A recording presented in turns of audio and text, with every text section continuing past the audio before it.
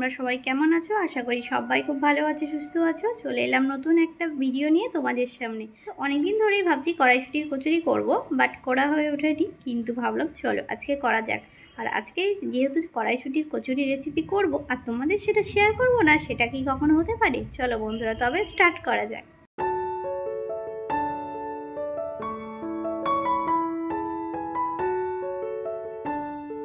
তো বন্ধুরা, তোমরা দেখতেই পাচ্ছ এখানে কিন্তু আমি অনেকগুলো মটরশুঁটি নিয়ে নিয়েছি। এবার এই মটরশুঁটিগুলোকে আমি এক এক করে ছাড়িয়ে নিচ্ছি।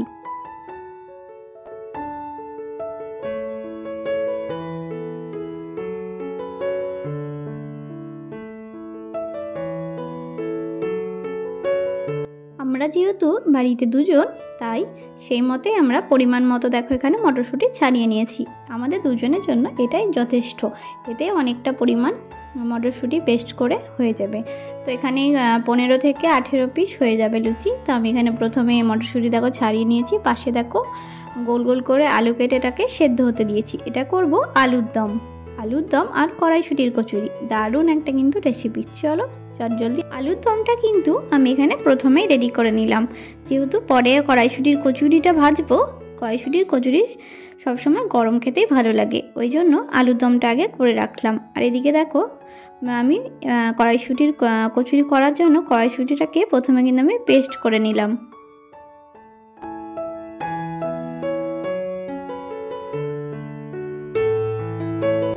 এবার কড়াইশুঁটিটাকে প্রথমে আমি কড়াই একটু নেড়ে নেব। যে এক্সট্রা জলটা আছে সেটাকে কিন্তু শুকিয়ে নিতে হবে।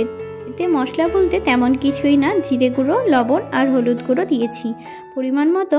এই তিনটে জিনিস দিয়ে ভালো করে মিক্স করে নেব। আর যখন মটরশুঁটি থেকে দেখো পুরো জলটা কিন্তু শুকিয়ে এসেছে, এবার কিন্তু এটাকে নামিয়ে আমি ঠান্ডা করে নেব।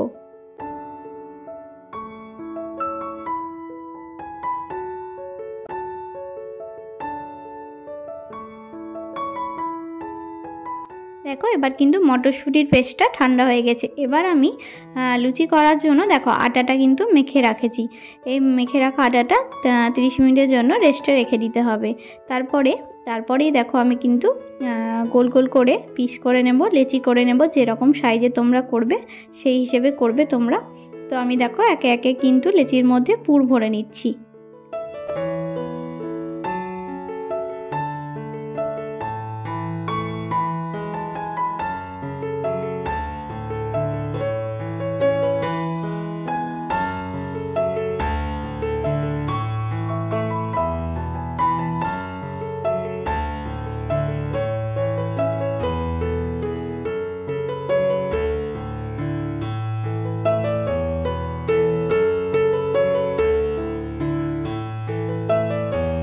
লিচিগুলো নিয়ে পুর ভরে এইভাবেই মুখটা কিন্তু বন্ধ করে দিতে হবে, নইলে কিন্তু পুরগুলো ভাজার সময় বেরিয়ে যেতে পারে। এইভাবে সুন্দর করে একে একে দেখো আমি সবগুলো লেচিতেই পুর ভরে নিয়েছি।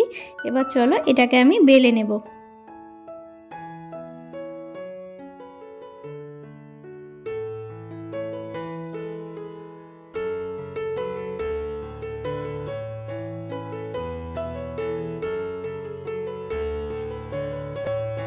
চলো দেখো আমি লেচিগুলো বেলে নিয়েছি, চলো এবার ভাজা যাক।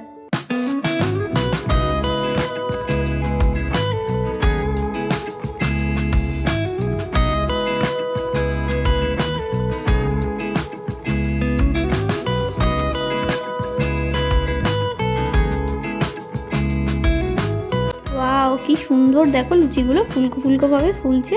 দারুণ হয়েছে কিন্তু কড়াইশুঁটির কচুরি।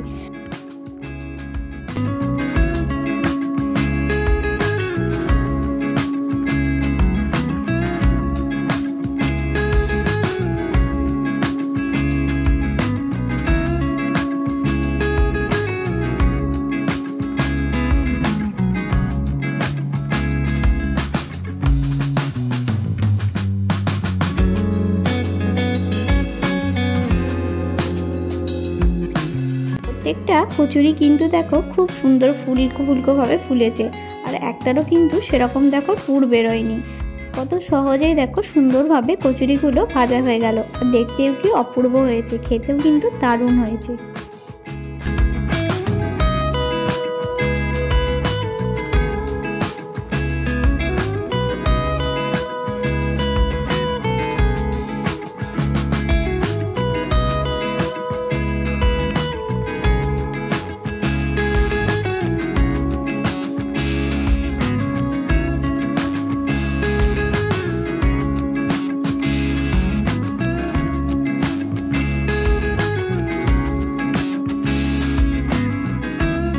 দেখো বন্ধুরা, আমি কিন্তু একে একে সব কচুরি ভেজে নিয়েছি। আমার সব কচুরিগুলো ভাজা হয়ে গেছে। এই দেখো কচুরিগুলো দেখতে কি সুন্দর লাগছে, দেখো সবুজ সবুজ হয়েছে, দারুণ হয়েছে, পারফেক্ট একদম কড়াইশুঁটির কচুরি।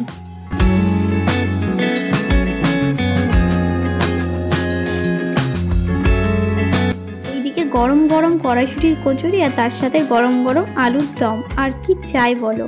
খাবারের মেনু একদম দারুণ জমে গেছে। তো দেখো সার্ভ করে নিয়ে চলে এলাম গরম গরম ধোয়া ওঠা আলুর দম আর কড়াইশুঁটির কচুরির সাথে ছিল মিষ্টি। মিষ্টির মধ্যে ছিল আমার প্রিয় মিষ্টি রসমালাই।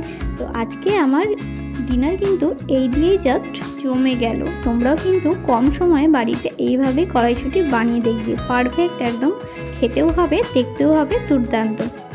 সবাই ভালো থেকো বন্ধুরা, টাটা।